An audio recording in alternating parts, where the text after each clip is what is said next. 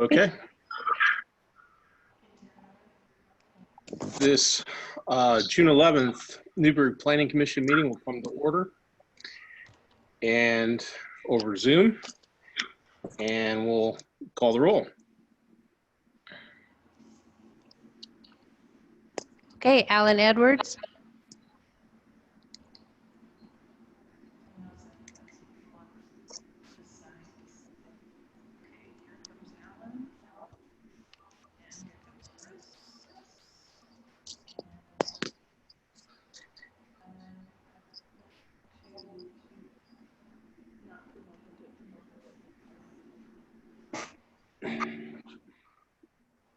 Okay, we'll try roll call again. Alan Edwards.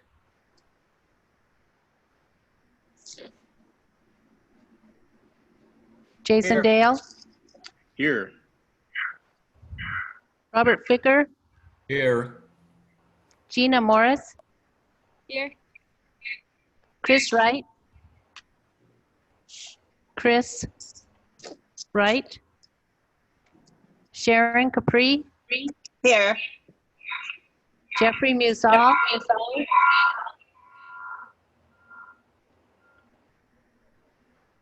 Jeffrey Musall. Colin Bullock. Here.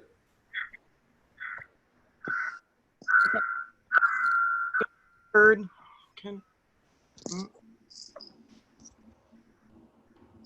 And that's all? Yeah, that's it, Mr. Chair. Okay. Getting some pretty gnarly feedback from Bobby, I think. It might be me. I will note that Alan Edwards has arrived. I have. Welcome. Thank you. Okay. Well, we have everybody here, so we'll open the meeting to any public comments for anything not on the agenda. Do we have any people here attached to this that want to speak about that?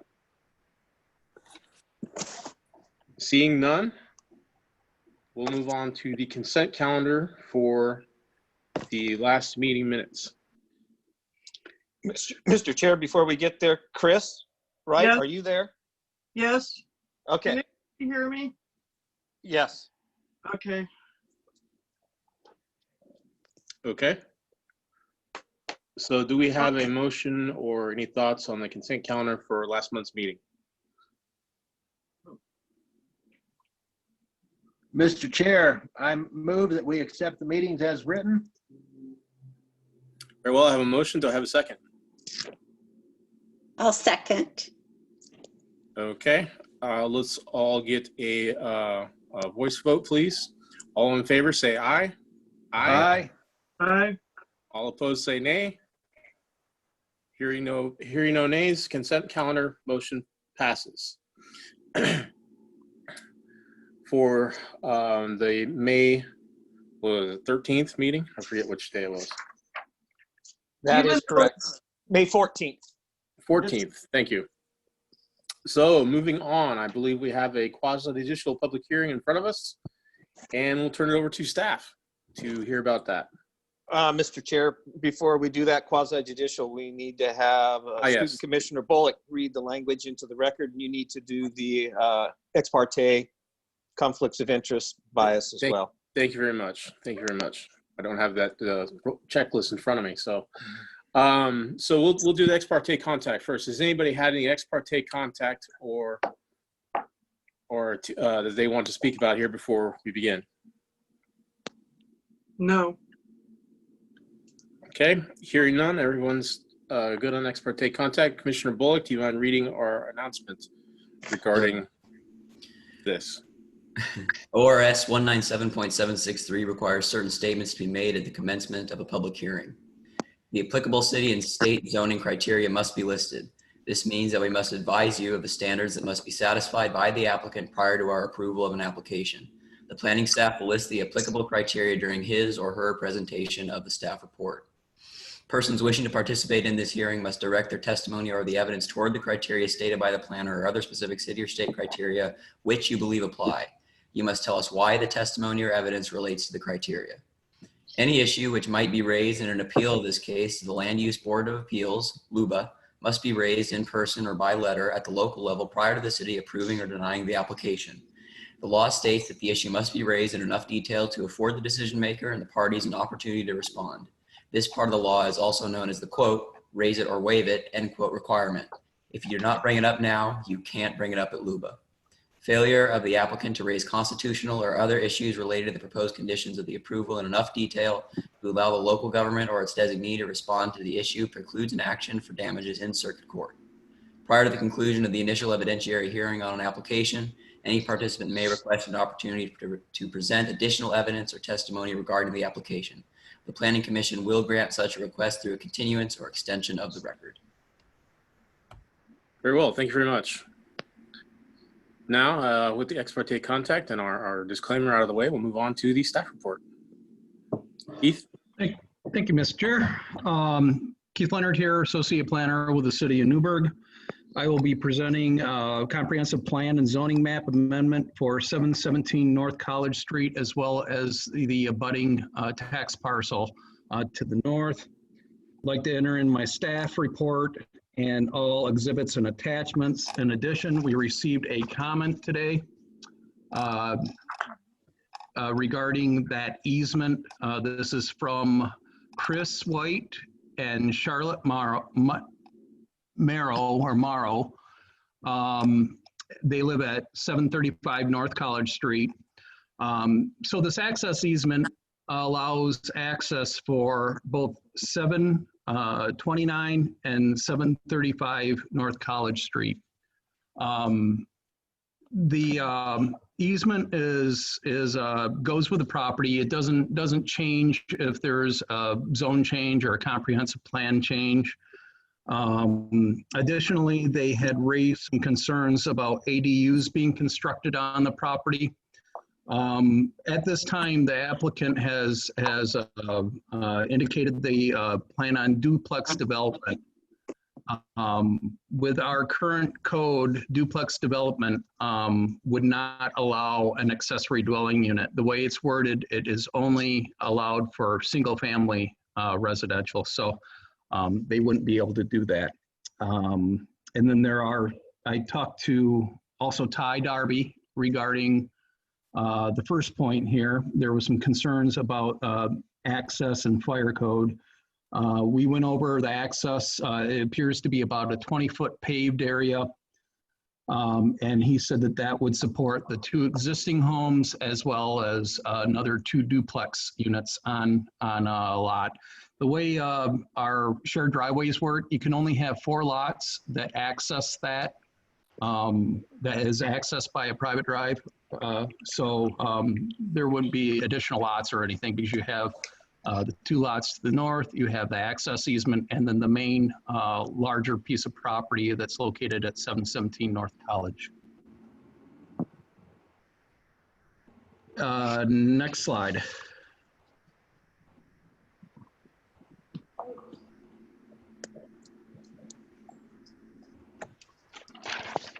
Okay, this is the location, outlined in blue. The two homes that I referred to are just to the north of that. It's hard to see on this, it's kind of small, but you can kind of see a light area in between 2 dark areas, and then that's their access drive. We'll see it a little bit better on the next slide, please. Oh, maybe not the next slide, the one after. So for 717 North College, one back, I'm sorry. I got ahead of myself. Thank you. So for 717 North College, the current comprehensive plan map designation is commercial. This would go to medium density residential is what the applicant's requesting.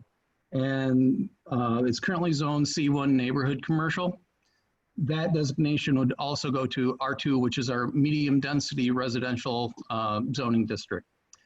For the tax lot, where the access easement is located, the comprehensive plan map designation is low density residential. That would go to medium density residential. And then the zoning map, current designation is R1. And that would go to R2. So the larger piece of property, the 717 North College Street, is approximately 21,279 square feet. And then the smaller one is about 3,399 square feet. The applicable criteria would be 15.302.030A3. This property was formerly had a veterinarian clinic on it. Dr. Holbeck retired a number of years ago. It's been vacant ever since. And again, they did mention possible duplex development. And the way our code is written for the R2, if you have property that's over 15,000 square feet, at that point, each dwelling unit, and there's 2 dwelling units in each duplex, would require 5,000 square feet. So with the main property being at 21,279 square feet, you would get 2 duplexes on that property. It also could be developed with single family units, but it would have to be done on a single lot. You couldn't have additional lots unless you have a public road there. Next slide, please. Here's the existing comprehensive plan map. So to the south, we have medium density residential that abuts the commercial property. To the west, we have high density residential comprehensive plan property. And to the north, we have low density residential. And then across the street, North College, you're looking at industrial property. Next slide, please. This is existing zoning map. The larger piece of property is zone C1, neighborhood commercial, and then that small little sliver there that is the access easement is zoned R1. And then surrounding that, you have R3 to the west, R2 to the south, and M2 industrial to the east, and then R1 to the north. Next slide, please. So for the commercial land use analysis, we utilized the most up-to-date data that we had that came in the form of a 2018 comprehensive plan amendment. This changed commercial land to medium density residential. So the data indicated that the commercial land was at 1.95 acres after that rezone, or the comprehensive plan map amendment. And with this application, it would take that number down to 1.47 acres. Next slide. This is population forecast 2020 through 2060. It's fairly recent, March 31st, 2020. Portland State does these population forecasts. So what you're seeing here is from 2020, 5-year increments, and the increments are increasing between 6 and 7.5% over that many years. So next slide, please. Residential analysis, we again use up-to-date data that we had in a comprehensive plan map amendment and zoning map amendment, Beaudry's. This reduced the medium density residential and then increased the industrial. So this was a change from medium density residential to industrial. So with the proposed change, you'd be looking at low density residential having a current surplus of 84 acres. That would be reduced down to 83.91 acres. For the medium density residential, currently there's deficit of 51 acres, and that deficit would be reduced down to 50.41 acres if this is approved. Next slide, please. We have 3 criteria that we look at. A, the proposed change is consistent with and promotes the goals and policies of the Newburgh Comprehensive Plan and this code. B, public facilities and services are or can be reasonably made available to support the uses allowed by the proposed change. C, compliance with the state transportation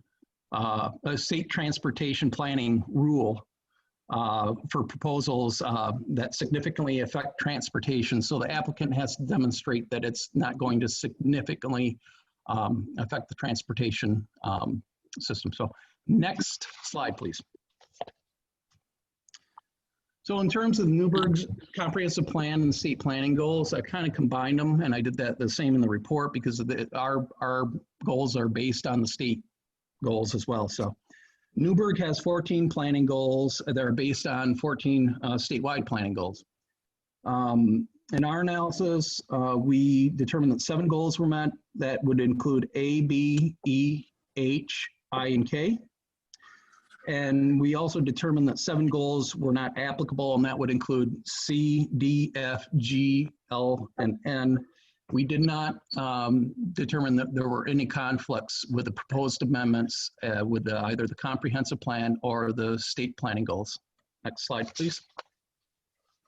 Just going to touch on a couple of the goals and policies that we felt were appropriate. This one, the idea is to increase the percentage of persons who live in Newburgh and work in Newburgh.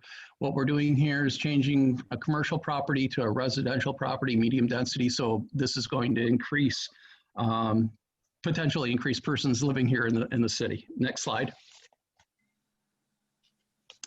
Housing. Policy 2A, location policy. North College Street is considered a minor arterial.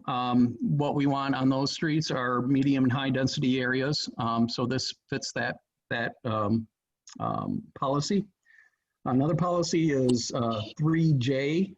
The city shall encourage innovation in housing types and design as a means of offering greater variety of housing and reducing housing costs. In that area, you have low density, you have medium density, and you have high density. So there's quite a mix of housing over there. There's apartments and single family and possibly soon duplexes over there. And then 3K, the city shall encourage an adequate supply of multiple family housing dispersed throughout the city to meet the needs of renters. So within the R2 does allow for multiple family by right, but the thing is, with the property being over 15,000 square feet, then that still boosts up the required square footage for a dwelling unit to 5,000. So you still be looking at 4 dwelling units. Next slide, please. Transportation. So this property is located very close to various services. You about 850 feet. To the north, you have Jaquith Park. 2,000 feet to the south of the property, you would have the downtown area, and then 1,500 feet over to the east is George Fox University. Next slide. Public facilities and services. One of the things we always like to do is see new development or redevelopment of property where we have these services in place. So, you know, we have paved streets, there's curbs, there's sidewalks, utilities, everything is there to support this development. And we've had our engineering division take a look at this, and they did not raise any red flags at all. So next slide.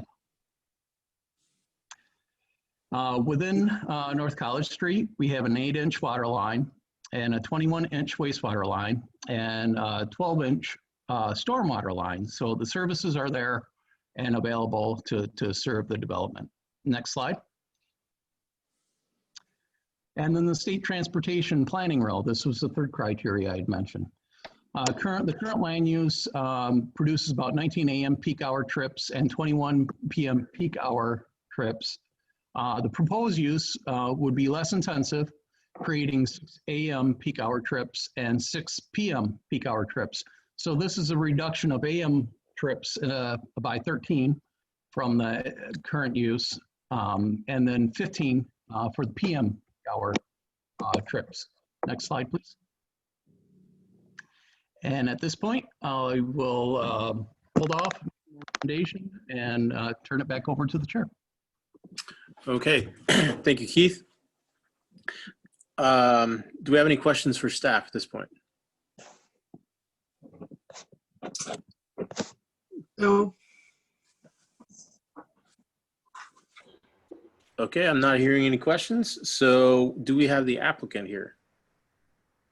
Yes. My name is Kenny. I work for HBH, and we're the engineer representing Mr.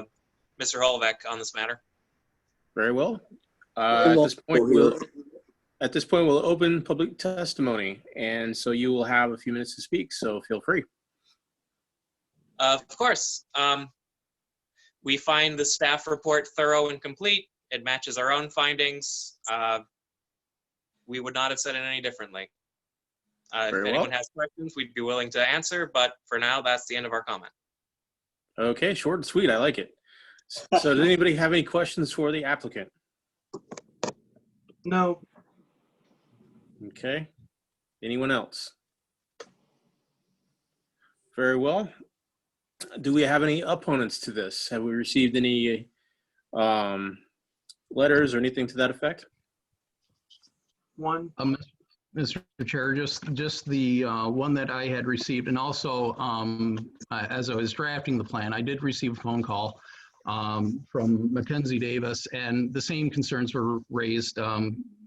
It sounded like that she was familiar with the folks that lived in the houses to the north, and their concern is that they want this access easement to continue to be there, and there's every indication it would be, and it's a recorded document at Yamhill County. So, okay, so they're just making sure. Very well. Okay, but we don't have any opponents in our meeting here. I do have someone who's an attendee that has their hand raised, a Chris White. Do you want me to unmute them so they can speak? Yes, please. Okay. So I've unmuted her. Ms. Hi White, there, are can you you hear there? me? I am here. Can you hear me? Oh. Yes, we can. Oh, great. Please, are you in opposition to this plan before us today? Well, I mean, I guess, yes, I get in general. I mean, I live in one of the homes to the north. What I would like more clarification on, since you mentioned the transportation planning, is I understand that the current zoning would demonstrate a reduction in transportation. However, this property has been unused for going on 3 years now. So the pragmatically, that to me, it doesn't seem that would be the case in effect when the rezoning goes through, that in effect it is actually going to increase the transportation, particularly turning into the easement at that particular part of College Street, the way that it curves around as you come to the north. You know, I mentioned in my letter that I submitted that, you know, often we experience, you know, a stopping on College to turn left into that, because that's the most common route, is coming north on College and turning left in there. You know, oncoming traffic coming southbound, essentially you almost always have to wait for an opening in traffic. And, you know, just is there any consideration of what that additional traffic might look like, or how will that be handled?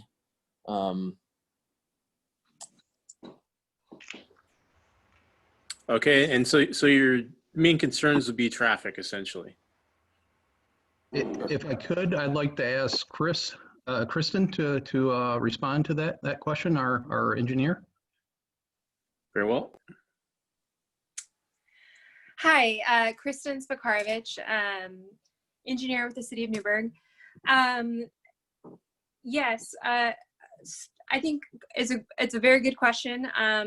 I think the important thing to understand is there's kind of two different processes that happen. So we are going through the comp plan amendment and the zone map amendment process at this point in time. And so the real transportation criteria for those items at this point, as far as what the state planning rule is looking for, we call it a transportation planning rule, TPR analysis, is that there would be no change in the functional classification of North College Street. And then also there's no change in the standard for implementing functional classification system. So for the land use decision that's before us today, those are really the transportation criteria. The questions that you're asking are very good questions, and they will be questions that get sort of reevaluated when the applicant comes in for a design review, where we actually look at the concept plan that they're putting forth. At that point in time, the city could certainly request additional information regarding traffic patterns and what you're describing as maybe being queuing on North College Street, getting into and out of that development. But we will sort of cross that bridge when we get to sort of the next level of the planning process. I do want to recognize, though, you were talking about, in effect today, that property has been vacant. And so there is going to be a change because no one's been coming in and out of that property. However, the zoning and the allowable zoning really is the sort of the apples to apples that we use when we're evaluating the future or the maximum extent possible development of a parcel of land. And so that's what we're comparing, because certainly at this point in time, these folks are coming in and looking at doing a zone change. That property, someone could come in and also redevelop it commercially, and they would be allowed to do that because that's what the zoning is. And so we have to look, when we look at and do a zoning, an evaluation of the transportation trips, we look at the zoning and the allowable trips that would be allowed for under that zoning. I see. Thank you. Okay. Does any commissioners have any questions for Mr. White here? Okay, hearing none. Thank you, Mr. White, for your concerns. Does the applicant wish to rebut anything that Mr. White has said? No, not at this time. We agree with what the engineer has said at this point. That's a thorough analysis. We would be within our rights to develop it as a commercial site, to use all of those approximately 20-something trips at this time. And so putting it as residential would reduce those number of trips. So that's what we'll hang our hat on. Okay, any questions from commissioners for the applicant? No. Okay, hearing none. Thank you very much, both of you, for coming to this meeting to speak. And at this point, we'll close the public record and get a final comment from staff.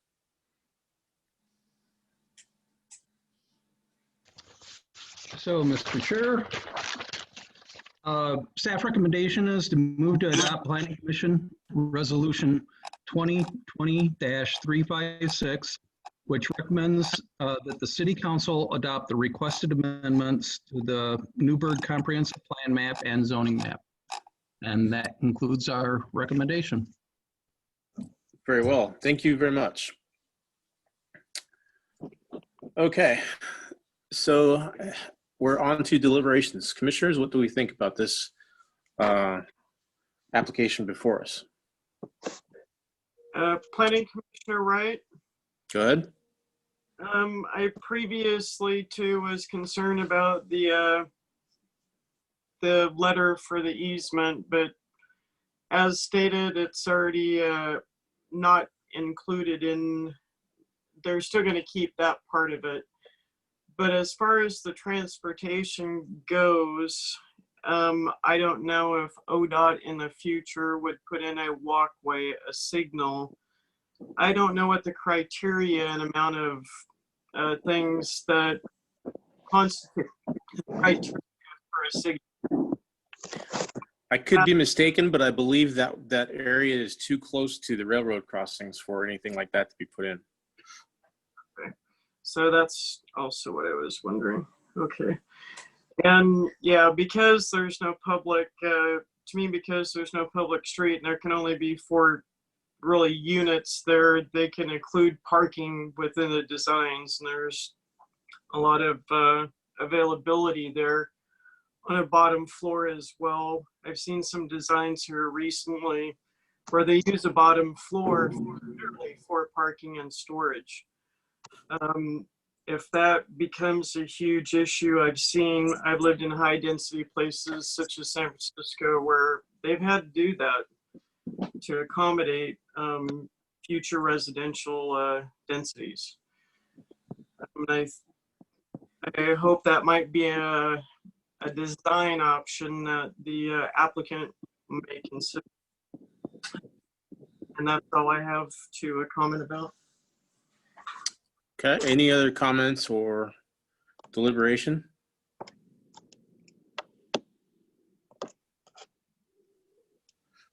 Okay, I'll just comment on this. I think this is a pretty straightforward thing. And as the applicant mentioned, I think the potential traffic is probably less over time, depending on if they decided to keep it as commercial. So them deciding to go with residential is potentially lower impact in that fashion, and then they decided to go that way. So I don't see any problem with a change. That's all I have to say about it. Based upon what we have before us and the comments from the applicant and the opponent and the staff, do we have a motion regarding this? PC Wright, move to adopt resolution 2023-56 recommending to City Council approval of request to comprehensive map amendments from LDR and commercial to medium density for NBR and amendments to zoning map from R1 and C1 to R2. That's easy for you to say. I mean, do I have a second?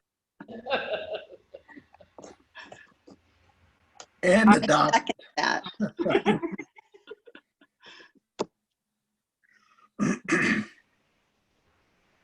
I'm sorry, who's the second? Commissioner Capri, I second. Commissioner Capri, thank you very much. Okay, we'll move on to a roll call vote, please. Okay, can you hear me? Okay, can you hear me? Yes. We can. Oh, okay, great. Okay. Alan Edwards, Yes. Jason Dale, Yes. Robert Ficker, Yes. Gina Morris, Yes. Chris Wright. Yeah. Sharon Capri, Yes. and I'm not sure if Jeffrey Musall joined us. No, okay. Okay, thank you. So hearing 4 yeas and 0 nays, this motion passes. Okay. Thank you to the applicant and thank you to the opponent for coming to the meeting and participating. Yep, thank you. So we are moving on to items from staff, unless there's something been added that I'm not aware of. Mr. Chair, there's no additions. Thank you. So we have our next regularly scheduled item. You have the floor. Or the Thank screen. you. Sue, would you like to pull up the PowerPoint, please?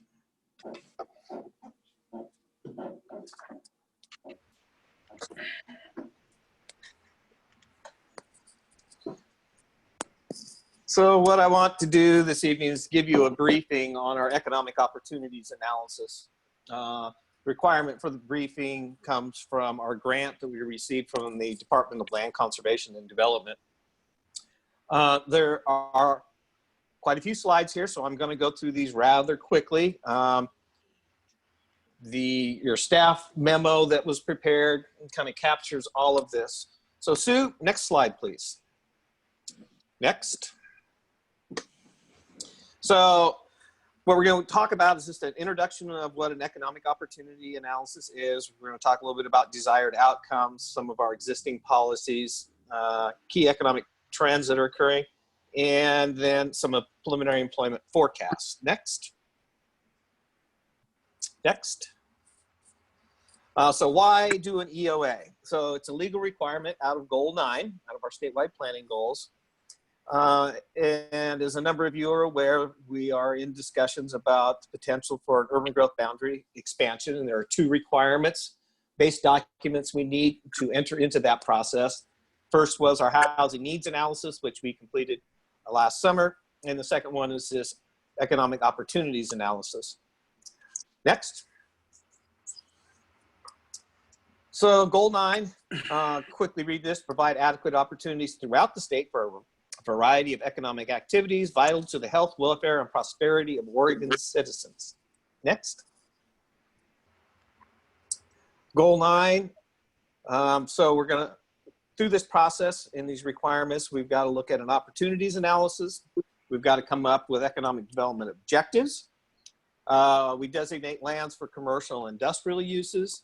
And then through this process, we determine if we have enough of the needed types of lands to meet our employment requirements, and that's for commercial and industrial. Next. So this is a complicated drawing, but basically what it's trying to do is outline the various steps we have to go through. So the blue boxes, we're doing the inventory portion. And then we go through a process to look at the needs for employment lands.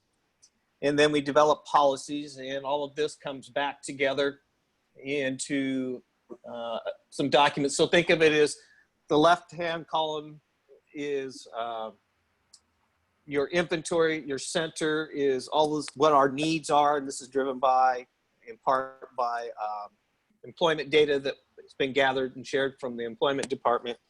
And then what policies do we need to put in place? Next. So we held kickoff with Echo Northwest, our consultant for this. They've done a trends analysis and employment forecast. Then we're at the point we've got a buildable lands inventory. We'll get to that later in this presentation. What we're working on now is the employment land need analysis. And then we'll move into strategies to accommodate the future growth and population in the community. And then we end up with a final report. Next. We formed a Citizens Advisory Committee for this. And so they have been meeting. They've met twice now. Early meetings got canceled and rescheduled because of the COVID-19 pandemic. The committee will provide feedback to the consultant and to the city staff. Next. We talked about desired outcomes, and these are in minutes, but really what it came down to was discussions about having an adequate supply of industrial land, being able to have people who can live and work within Newburgh. Later I'll get to a slide that shows some of the commuting patterns. Having an adequate supply of commercial land to be able to get goods and services. Next. So part of this process, the consultant went back and looked at some of our existing documents that we have, and there are 2 primary documents that help feed into this. The first was our economic development strategy that we did back in 2016, then updated in 2019. And that update was driven by the Community Visioning Program, a Newburgh. Next. So this is the vision statement that's in a Newburgh. I kind of call this the Uber vision. It's a compilation of a set of visionary statements for some topic areas. So it says in 2040, Newburgh is a gem of the Willamette Valley, mirroring the surrounding bucolic landscapes, with cultivated relationships, flourishing culture, thoughtfully enhanced sense of place, strong local economy, and collaborative leadership nourish our thriving community. Next. So these are just some quick slides, snapshots of things that are out of the Community Visioning Program. And so it does talk about, retention and expansion of existing businesses, recruiting traded sector companies, partnering with regional, state, and federal organizations in regard to industrial lands, and increasing that supply of industrial and commercial lands. Next. Then we have a goal about enhancing commercial development. This, in part, retain our existing commercial and retail businesses, develop vacant and underutilized commercial retail sites, and support creation of new retail commercial businesses. Next.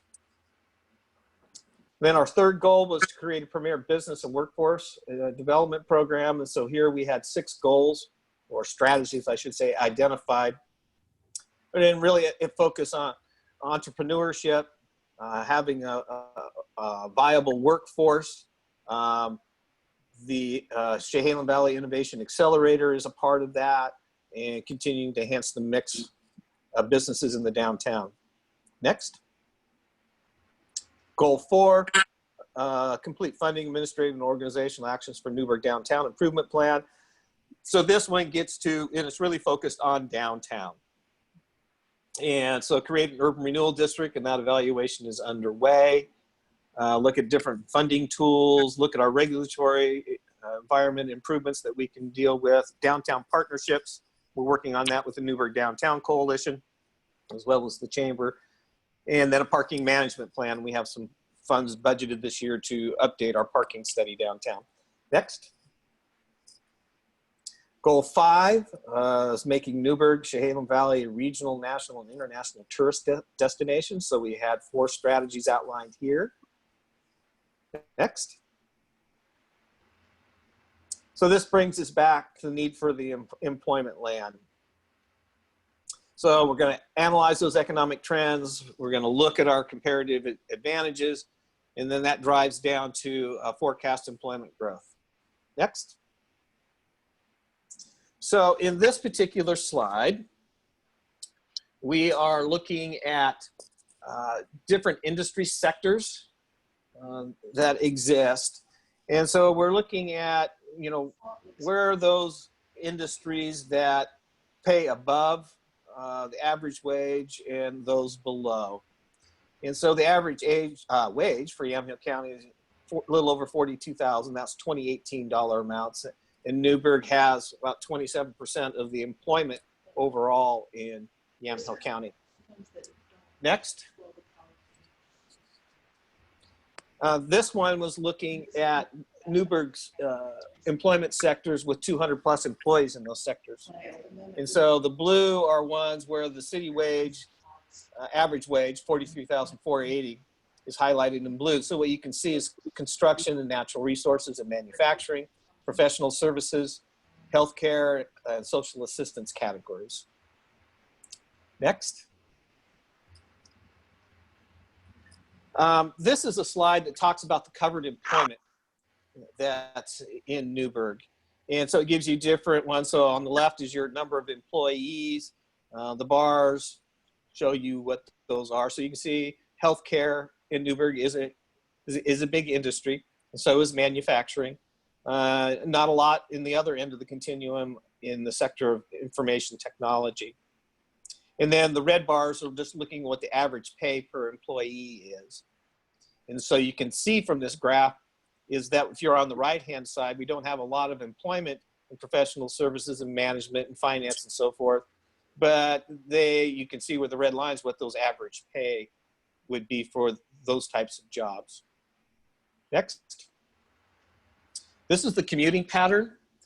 So with this one, this is showing us, and I've shared with some of you earlier versions of this from prior census information, but what we've got is a little over 6,600 people commute into Newburgh every day for work. We have a little over 8,200 people who commute out of Newburgh and go to work someplace else. That could be in the Portland metro area, Hillsborough, down to Salem. And we've got a little under 2,000 people who actually live here and work here. Next.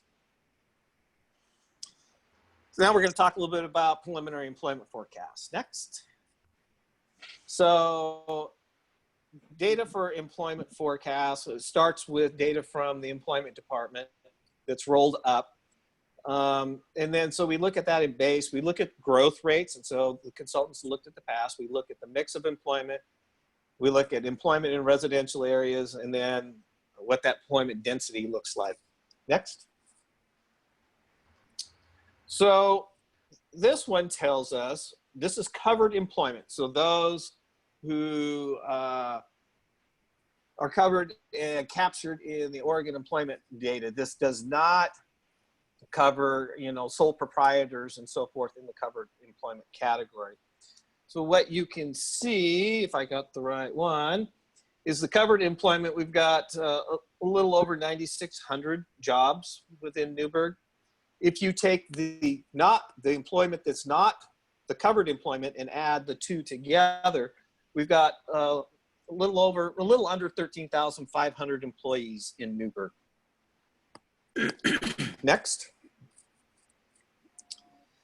This slide looks at projections from employment forecasts, and this comes from the Oregon Employment Department. So it's comparing 2017 to 2027. So we're looking forward.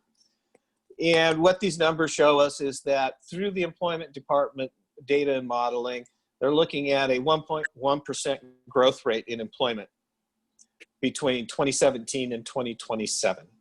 And you can see the details by the number of jobs and provides those percentages. And then it gives you the average annual growth rate. So some of what you can see is transportation and warehousing is a 2.1.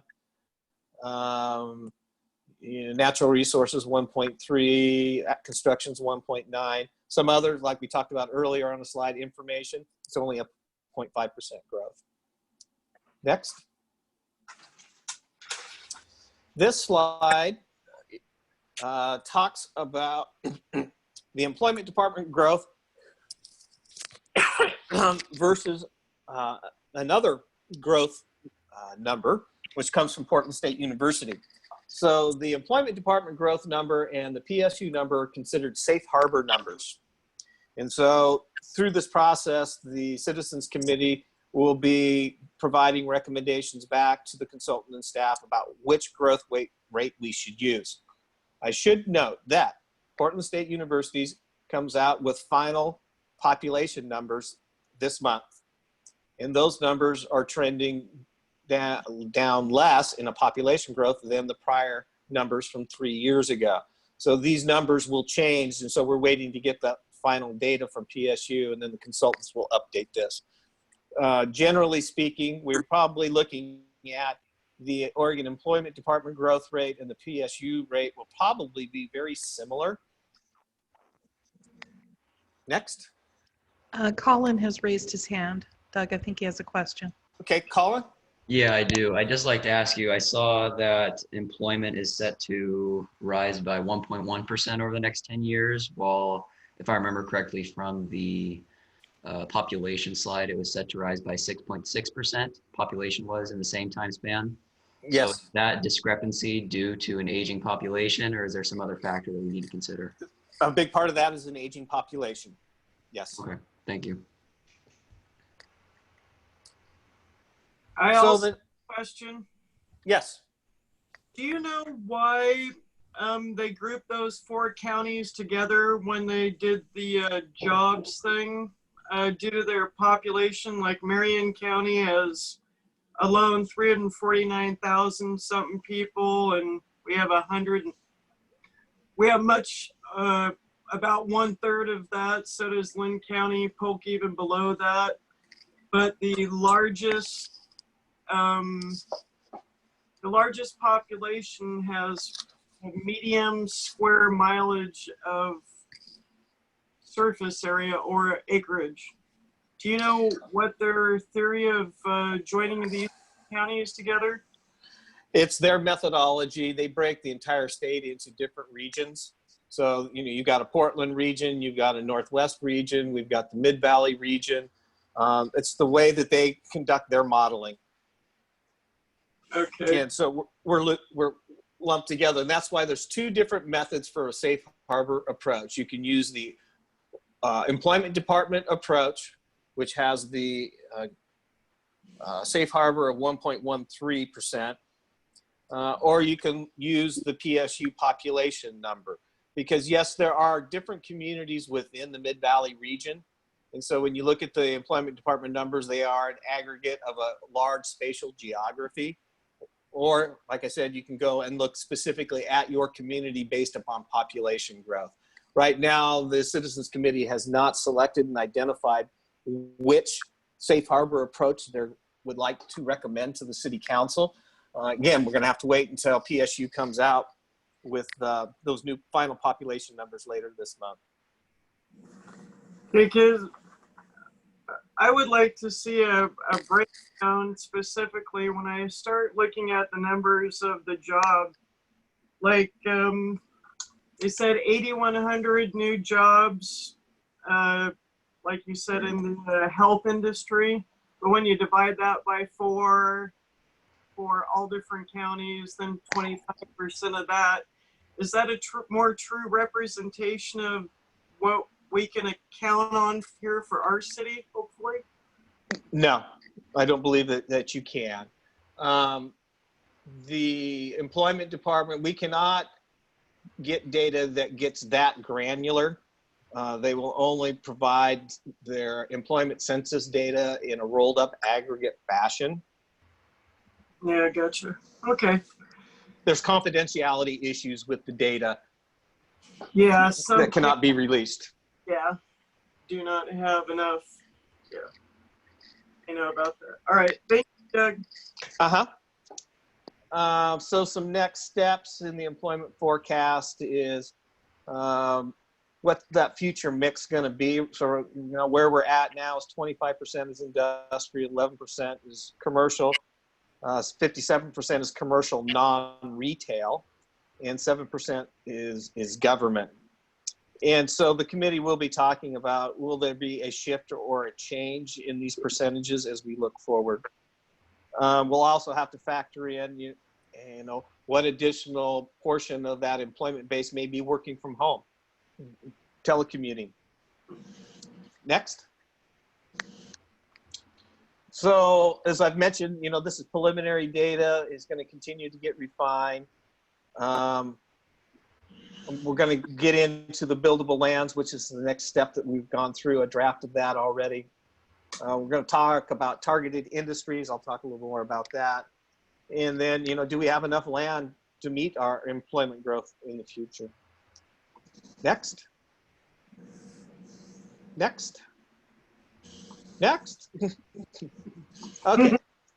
So here, this portion of the presentation is we were working on the buildable lands inventory, site suitability, and what Newburgh's competitive advantages are. Next. Next. So how do we do that? So we develop a land-based model. And so I work with the consultants about what land is vacant, what's partially vacant, what's developed. We classify all that by comprehensive plan designations. We remove constraints, so think about stream corridors, landslide areas, steep slopes. The consultants takes that information from aerial photography. I review it all. We go back and forth multiple times. And then we come up with a map. Next. So here is all of Newburgh's comprehensive plan designations. And so it's color coded. So the blue is the industrial. The commercial is kind of the salmon color. We've got a mixed use designation on the south side of Portland Road. We've got public and semi-public lands. The hospital is a public, semi-public. We've got the riverfront district. And one of the things we've talked with the committee and the technical committee about is that we're using the proposed comprehensive plan designations in the riverfront master plan. And there was a few tweaks on this drawing already that we've made that weren't quite capturing what was in that riverfront plan. Up at the top right of the screen, you can see the Springbrook employment area. It's kind of a darker green. We've had conversations with the consultant. We'll probably change that to employment given the types of uses that are allowed there. A little above that is the Allison Inn. So that's a hospitality employment. And then you see this really light shaded green, and that's the Springbrook Properties Village. And we're going back and re-looking at that in that master plan. There's a square footage of building space, but most of it is residential. So we're going back to look at our methodology we did in our housing needs analysis to determine the number of units and making sure that the numbers match together. You'll also see kind of down towards the bottom, Sportsman's Air Park, and I'll get into some more specifics about that as well. Over on the far right-hand side of the map is the Springbrook Oaks area, that specific plan area, which is a mix of residential, commercial lands, PCC is located out there, so forth. Next. So I mentioned, these different categories. So developed lands, and we've kind of taken the language and put it in layman's terms rather than the very counterintuitive language that's in the administrative rule, but they do come back and mesh together. So developed lots are fully developed, and they're not going to redevelop it within the 20-year period. Vacant lots have no structures or buildings on them. A partially vacant has some improvements on it, but there is additional land on that site that could be developed. And then for this analysis, we have undevelopable lots, and those are less than 3,000 square feet. And don't mix that with the residential side. We're talking about commercial and industrial side. And then we have public or exempt properties. So, land that CPRD may own, or the city may own, or the state may own. Churches are also in that. PCC happens to fall in that category as well. Next, please. So this is a map that shows you where the developed, partially vacant, and vacant properties are located. So everything that's in the dark gray is already developed. Areas in the yellow are partially vacant. So you can see the Allison Inn is partially vacant. You've got some stuff up at ADEC. There's a portion of that tax lot that is undeveloped. So that one falls into the partially vacant category. If you look where Providence is at, we show that as developed by the committee. We're going to come back and look at that. It'll probably get designated as partially vacant because there's some land to the south of the main hospital that could be expanded on in the future. You can see Sportsman's Air Park as vacant. We're treating that differently, and I'll get to that later. You can see the mill site at this point is considered to be developed. It may not be in operation, but it is a developed site. So this gives you that visual of, I mentioned earlier about the back and forth that was going on between the consultant and myself to come up with this initial map. Next. So this is the constraints map. So what you can see on the left-hand side is a tributary that goes into Chehalem Creek, which ends up going down and connecting with the Willamette River. You have Hess Creek that goes up to the middle of town. And so the blue is, the streams, and we've got stream corridor overlays that occur. You've got some areas where we've got steep slopes, greater than 15%. And then over on the far right-hand side of the map is Springbrook Creek and its tributaries. Next. So this is commercial industrial buildable lands. This is the unconstrained vacant and partially vacant. So again, it's a color-coded map to tell you where we have unconstrained land. So what this is doing is we look at everything in the city, and then we start taking these constrained lands out of it and so forth to tell us what do we have that could actually be developed for employment lands. So up off of Portland Road, you see the big red area. That's where Crestview Crossing is taking up about 3/4 of that area. And then you've got some blue industrial down off of Highway 219 and Industrial Parkway, and a couple of little areas that are up in the ADEC campus as well. So it shows you we don't have a lot of industrial land. Next. Hold on. The cleaning crew's here. I got to close my door.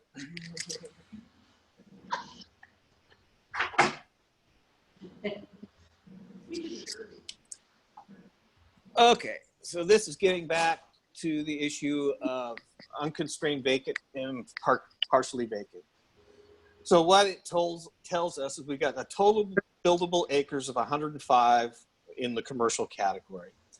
And of that 105, 86 are on vacant or partially, on vacant lots, and 19 acres are on partially vacant.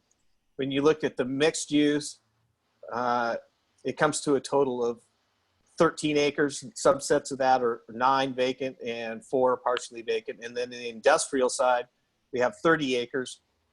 23 of those are vacant and 7 of those are partially vacant. Next. So these are just some graphs that take that table and kind of present it in a different way. And so what you can see is the buildable acres in the total on the left, and then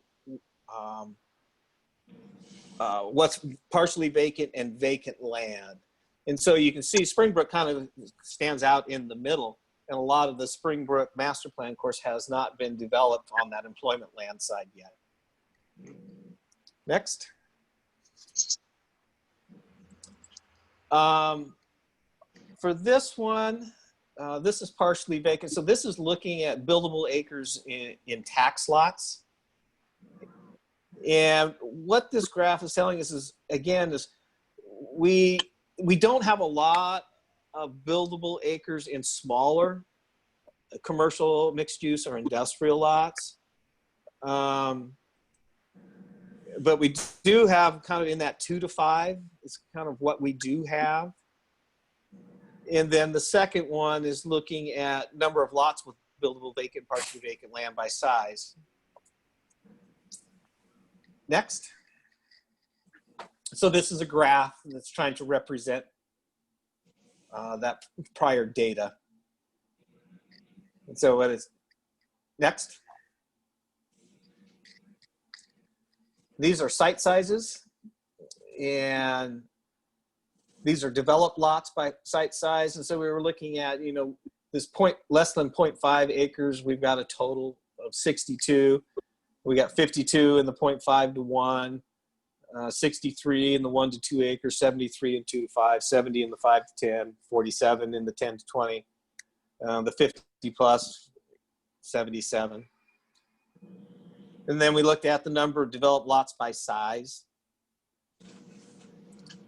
Next. And then again, a graph representing those tables. Next. This one is showing us kind of where we're at comparing our developed and our vacant land. And so in that 10 to 20 acre category,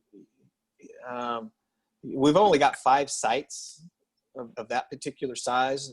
And what you can see on a percentage basis is we've got a lot of stuff kind of on the lower end of the size scale or acreage scale. Next. So then we looked at the airport because it's a unique location. 54 acres, so we went back to the master plan for all of this. Where we're at with those numbers at this point, there's 29 acres that are developable. Next. So there's a unique set of uses that are allowed. Yes. Sorry, I interrupt. Commissioner Edwards here. Had a question on that one slide, about 2 slides back, where you showed 77 lots of 50 acres or more. Was that a mistake? Was that 77 acres available, or is there actually 77 lots? Developed acres in tax lots. So 50 okay, plus so there are 77 developed industrial sites, is what you're saying? Yes. Of that acreage or more. Okay. Yes. Just wanted to verify that. Sorry. Okay, that's good. Good questions. So where we were at, we were the other way to. Well, I'll just stop. I'll just catch up. So we looked at the air park, Sportsman's Air Park, and it has a unique a list of uses that are allowed, that are there.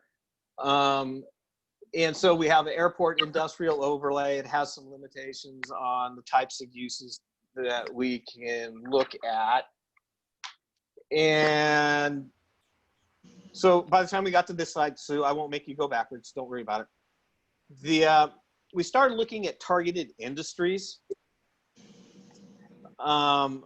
And what we were looking for in Newburgh. And so we're looking at advanced manufacturing, food, beverage, general manufacturing, technology, ag, wood, trading sector, high-tech manufacturing. A lot of this already came out of documentation that we already had. So if we went back to the 2016 and then 2019 updated the economic development strategy, we'd spent a lot of time looking at our targeted industries and got a lot of feedback back in 2015, 2016. We talked with the committee, are these still our targeted industries? And they're generally saying, yes, they are. Next. This is a very complicated graph, but there is a better version of this in your packet. This comes from Business Oregon's Infrastructure Finance Authority. So this was work that was done back in 2015, and it breaks all these different industry sectors down about what their site characteristic needs are, and each one is different. And so there's all this data that's there that helps us look at, we went back to the targeted industries, what are the site characteristics that they're looking for? What's the site size? What are the attributes? Do they need to be next to a highway? What size water lines, wastewater lines do they need? And so forth. So this is it's a really good tool, but it's only one of the tools that we're going to be using to look at. Next. So then we started breaking this down and looking at different sectors. So targeted industries. So again, going back and looking what we've already identified, which is in the left column, and then looking at high tech and, you know, does high tech fit in with advanced manufacturing? Yes. Okay, it shows up in there. Industrial business parks fits into that, specialized. And so we started breaking this down in a visual way so people can understand, because you start reading all those tables, people can get lost pretty easily. Again, we got some feedback from the committee about, oh, there's some other boxes that should be checked in this. And so we'll be updating this for a future round to go back to the committee. Next.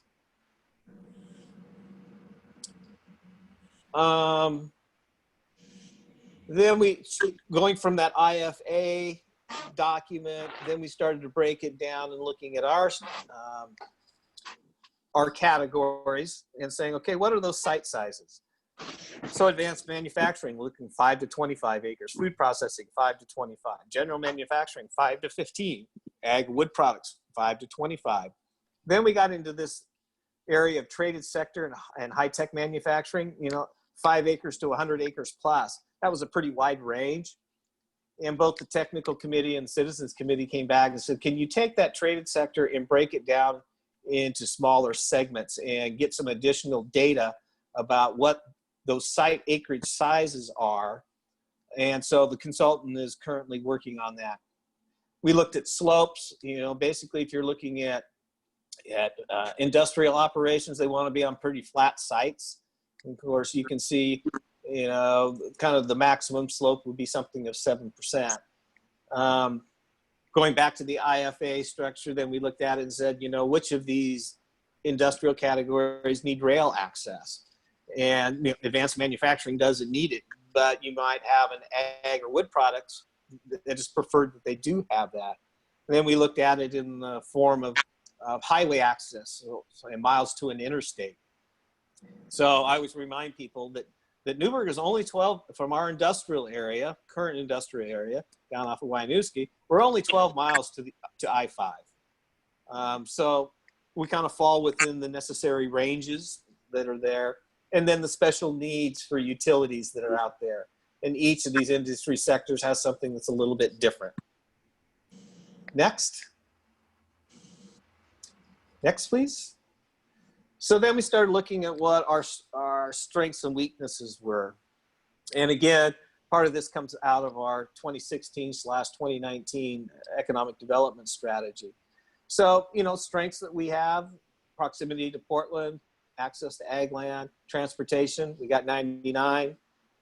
We have rail service. We've got, you know, all the utilities with power, natural gas, relatively low costs, quality of life.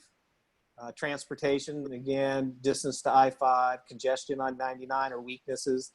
We've got some aging infrastructure, and we got a limited land supply. Next. Opportunities, education with George Fox and PCC. We've got redevelopment opportunities that come out of our downtown improvement plan, our riverfront master plan, tourism. wine industry and hotel development. We've got entrepreneurial businesses, and a lot of that is occurring out of the accelerator that came out of our early economic development work back in 2015 and early 2016. Some threats we had to talk about: global pandemic. It keeps coming up. You know, will the economy be the same in the future as it was in the past? Nobody has an answer to that. Lots of theories that are out there. Business relocation, we talked about that. We've been losing businesses in manufacturing industrial businesses in Newburgh because there's no land or building space for them to relocate to. So they have moved out. They've gone to places like Tualatin, McMinnville, Salem, Hubbard. Colin brought up earlier, you know, the population. We have an aging population. Household size is actually getting smaller. And then there's always the big one out there about climate change and what those impacts will be. Next. So that's a lot of information in a short period of time. The committee and the committees and the consultants have been very busy working on this.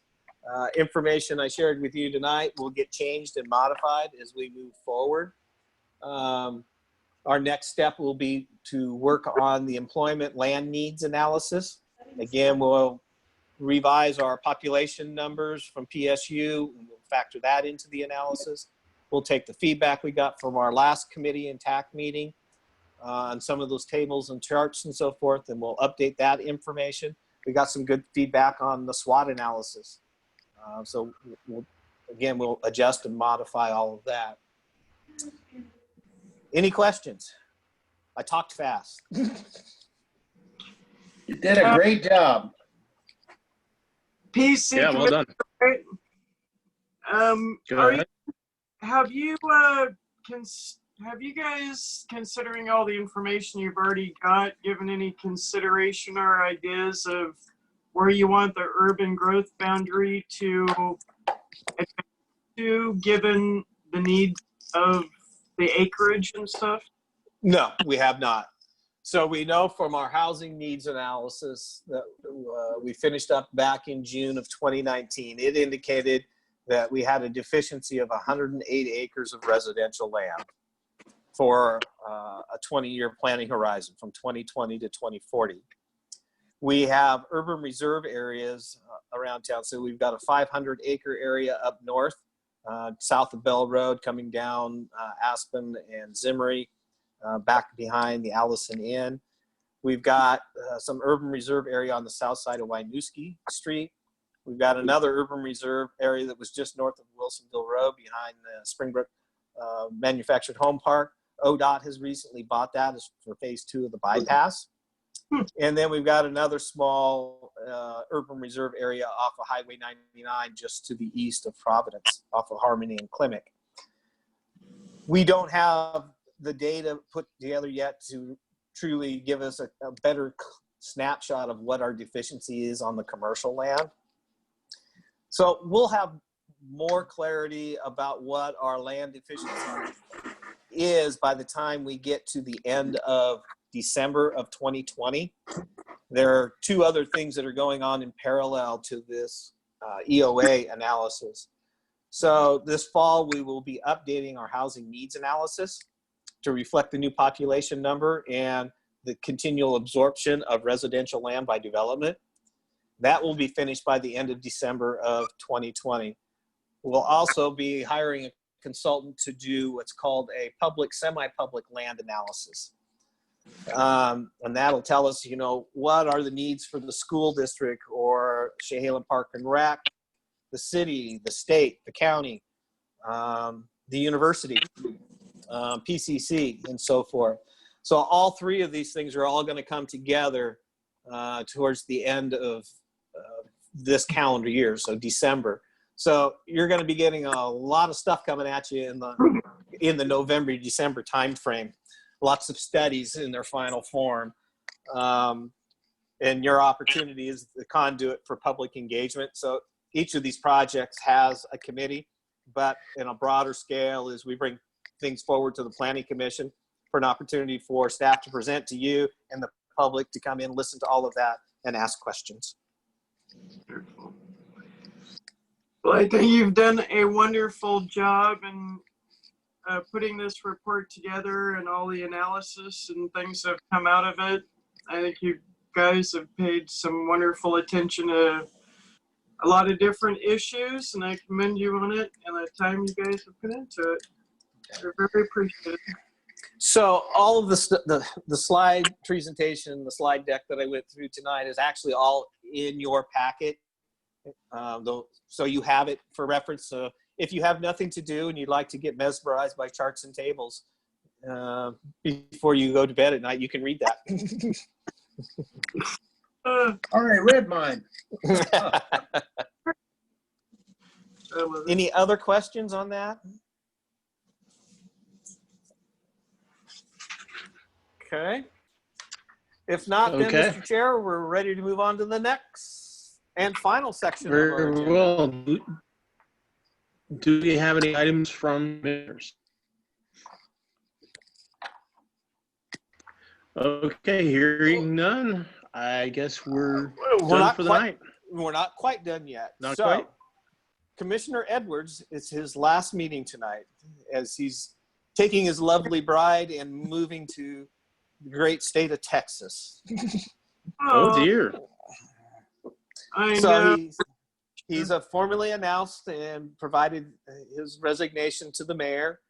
We're gonna miss you, Alan. So, but I do have a memento to give to you. So Oh, wow. it is your plaque. Unfortunately, I have to make a time that you and I can get together so I can give you your award and get your iPad back from you. So what this says to the rest of the commission is, Alan Edwards, thank you for your service on the Newburgh Planning Commission, December 6th, 2010 through June 11th of 2020. Wow. A lot of institutional knowledge is walking away to go do something unique and different. It gives me anxiety. Congratulations. Hey, it's been a fun trip. I've seen a couple different people in Doug's position, but it's been quite the learning curve, but it's been a good experience. I will miss you all. My pleasure working with you. I'm gonna miss you too. In the short time I've gotten to even be in meetings with you, you're a wonderful, like Doug said, you're a wonderful book of knowledge and creativity when it comes to doing this. I will miss you greatly. Thank you.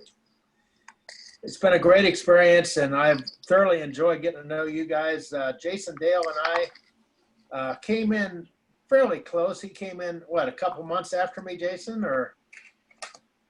Something like that. I want to say it was 2012, not 2010, but I guess if that's what the records say, I'm not going to take 2 years off it. Yes, indeed. Well, so Alan, I just want to say thank you very much. It's been a pleasure for the last 5 years, and I wish you all the best in your new adventure. Thank you very much, Doug. You guys have been awesome. we'll have to hunt you down in Texas. Yeah, I was going to say, we're in Texas. I'm going to be coming up here twice a year. I'm going to be coming up for the summer months and then for the holidays. So I'll have to be in touch with Jason to see when the next party is. Yeah, no kidding. Where in Texas are you going to be? We're going to be in San Antonio. Oh, nice. That's where all the action is. That's where the riverfront is. The riverfront walk. Yeah. You know, it's got a lot of activity down there. Yeah, I hear it's really nice. Indeed. Well, thank you so much for your for everybody's accolades, and wish you guys the best. I know Newburgh's going to be a great place, and we got some good little watch hawks out there. You guys are going to do your job, so keep up the good work. Well, Mr. Chair, that was the last item I had. Okay, that was a surprise. All right, if there's nothing else, we'll wish Alan and you and adjourn for the evening. Thank you very much. Thanks, Thank guys. you, Alan. Thank you all. Have a great evening. Thank you. Safe travels. Take care. Thank you.